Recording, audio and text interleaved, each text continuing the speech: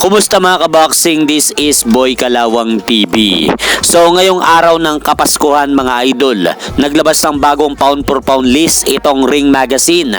At unahin na po muna natin itong nakapasok sa number 10 spot na si current WBO and WBA and the Ring World Minimum Weight Champion at Puerto Rican boxer na si Oscar Collazo.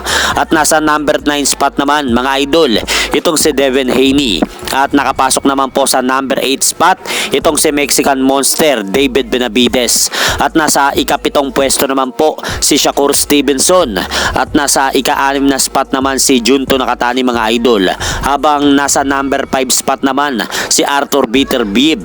At nasa ika-4 na pwesto naman po mga idol itong si Dimitri Bivol. At umangat naman po sa ranking ng The Ring Magazine si WBC at WBA at WBO Unified World Super Flyweight Champion Jesse Bam Rodriguez sa latest update ng pound for pound list ng Ring Magazine. Habang nasa number 2 spot naman mga idol itong si current undisputed world super bantamweight champion na Naoya Inoue.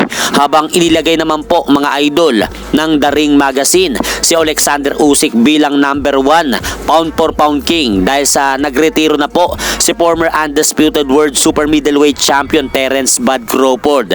Kayo mga idol, sang-ayon po ba kayo sa bagong pound for pound list na inilabas ng The Ring Magazine ngayong araw? At sa kabilang banda naman po mga idol, kahapon naganap ang public workout nila Naoya Inoue at Alan David Picasso sa Saudi Arabia.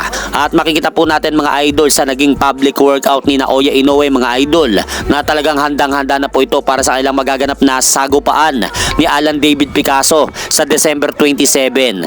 Habang ganun din po itong makakalaban niya na si Alan David Picasso mga idol dahil malulutong na rin po ang mga pinapakawalan nitong suntok sa meat spad sa ginanap na public workout na yan sa Saudi Arabia. Kaya abangan na lang po natin ang mga laban na yan sa darating na linggo, December 27 sa bansang Saudi Arabia. At hanggang dito na lang po muna ang aking update sa mga ganapan sa mundo ng boxing. At syempre mga idol, huwag nyo rin po akong kalimutan, pakisuportahan nyo naman po muna ang ating munting channel. Maraming salamat po at maligayang Pasko po sa inyo mga idol.